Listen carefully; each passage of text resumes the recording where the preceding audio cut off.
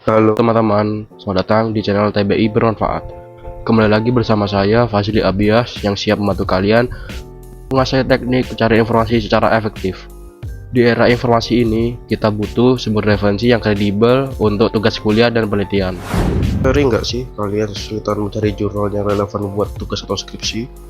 Kadang hasil pencarian terlalu banyak atau malah nggak sesuai dengan yang kita butuhkan. Nah, kali ini kita akan belajar cara mencari jurnal berkualitas menggunakan Emerald Insight. Gimana caranya? Yuk langsung aja kita mulai. Nah, sebelum itu, bagi kalian yang belum tahu cara membuka website Emerald Insight, saya akan memberitahu kalian. Kalian bisa mencari di Google, lalu kalian masuk ke sini. Nah, sudah muncul portal Emerald Insight. Atau jika kalian adalah mahasiswa Undip, kalian bisa masuk ke SSO, lalu ke jurnal yang di langgan Undip, selanjutnya ke Emerald Insight.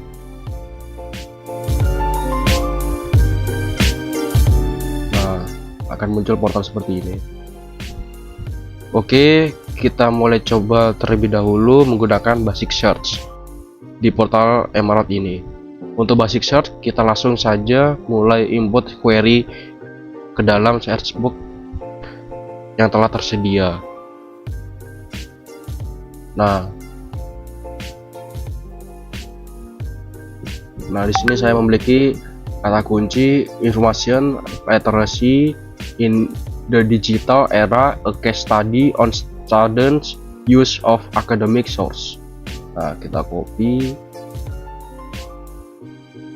Nah, kata kunci kalian masukin ke dalam search box ini dan kalian paste. Oke. Nah, akan muncul hasil-hasilnya seperti ini. Nah, tapi di sini recall atau hasilnya ada di 2000. Nah, yang mana ini sangat banyak. Kan kalian nggak mungkin nih cari di 2000 hasil ini. Nah, oleh karena itu kita akan memanfaatkan fitur yang bernama Advanced Search. Kalian klik di sini, nah akan masuk seperti ini. Nah, di sini kalian masukin kata kunci ke dalam search box ini. Nah, di sini di search box pertama saya memasukkan kata kunci information literacy. Nah, sini saya masukin. Nah, karena information literacy akan berkaitan dengan topik yang kita cari, makanya kita ambil kata kunci ini. Yang kedua, kalian bisa menambahkan ini row-nya. Oke, nah di sini akan muncul boolean operator. Nah, sebelum itu kalian tahu nggak sih boolean operator itu apa? Nah, jadi saya jelaskan. Di sini boolean operator itu kayak trik biar kalian cari sesuatu di internet itu atau di Emerald Insight ini lebih cepat dan tepat. Nah, kita akan memanfaatkan yang namanya ini boolean operator. Nah, di boolean operator ini ada beberapa seperti and, or, not. Nah, saya akan menjelaskan masing-masing ini. Nah, jadi di sini yang pertama ada boolean operator or. Jadi boolean operator or itu buat nyari salah satu atau dua-duanya. Misalnya di sini ada lontong dan sayur. Nah, kita mau nyari dua-duanya nih, kita menggunakan boolean operator or. Nah, maka kita masukkan lontong or sayur, maka hasilnya lontong dan sayur, atau malah bisa dua-duanya juga yang muncul. Nah, jadi terus yang kedua ada boolean operator and. Jadi boolean operator and ini buat nyari yang harus ada semua kata. Kita mau dua-duanya ini berkaitan, jadi sekaligus gitu, tergabung. Nah, kita menggunakan boolean operator and. Jadi lontong and sayur, maka hasilnya adalah lontong sayur. Nah, seperti itu. Nah, jadi boolean operator not itu buat ngefilter kata kunci tertentu agar tidak muncul. Nah, contohnya di sini lontong not sayur, maka hasilnya lontong tanpa sayur. Nah, jadi sayurnya nggak ada nih, cuma lontong aja yang muncul. Nah, jadi seperti itu ya teman-teman. Oke, kita balik lagi.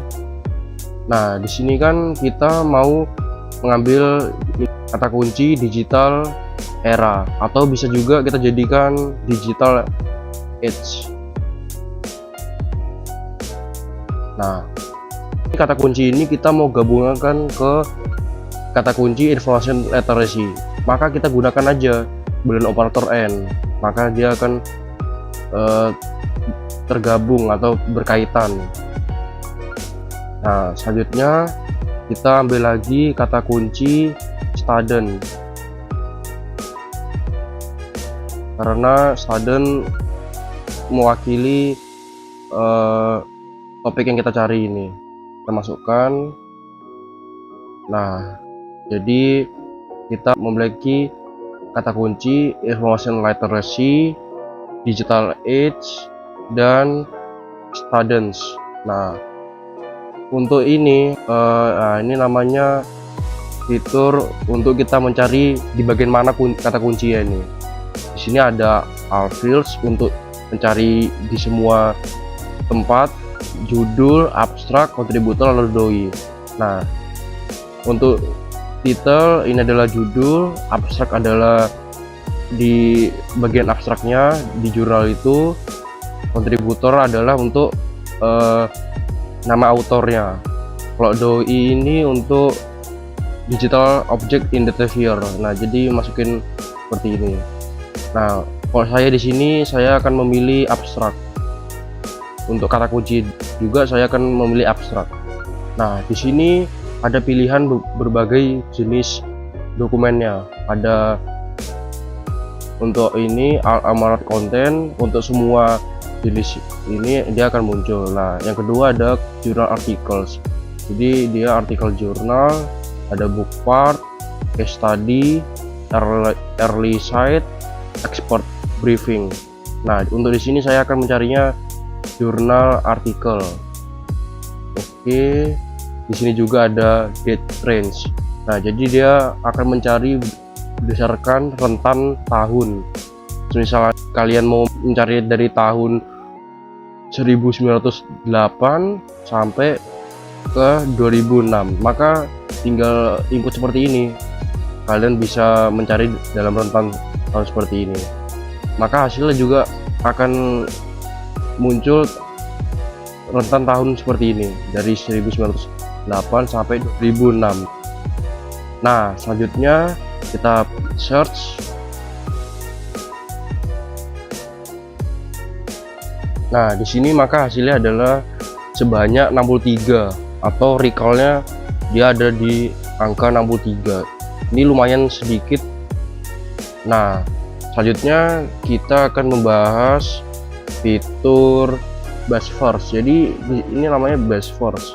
Kita mau mencarinya berdasarkan relevance, newest to oldest, atau baru ke terlama, atau sebaliknya terlama ke terbaru. Nah, di sini saya akan memilihnya relevance. Nah, maka hasil yang paling atas ini adalah hasil dari base first berdasarkan relevan. Terus kalian juga bisa di sini menggunakan fitur yang namanya faceted navigation. Nah, ini namanya fitur faceted navigation. Di sini ada year. Jadi kalian tidak perlu membuka advanced search lagi. Jadi kalian tinggal klik di sini. Kalau kalian mau filternya berdasarkan last week, kalau saya baca di sini dia akan muncul.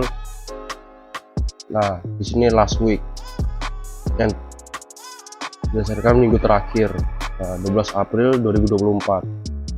Nah, seperti itu ya. Lalu yang kedua ada namanya artikel. Nah, di sini konten tab-nya kalian bisa milih. Karena saya tadi di awal sudah milih artikel jurnals, maka yang muncul di sini cuma artikel aja. Nah, seperti itu. Lalu fitur yang terakhir ada namanya actionable result. Nah, jadi actionable result itu merupakan icon type dari file output yang ingin kita pilih. Nah, di sini ada dua output file, yaitu HTML dan PDF. Nah, di bawah juga sama. Nah, di sini saya ingin PDF saja.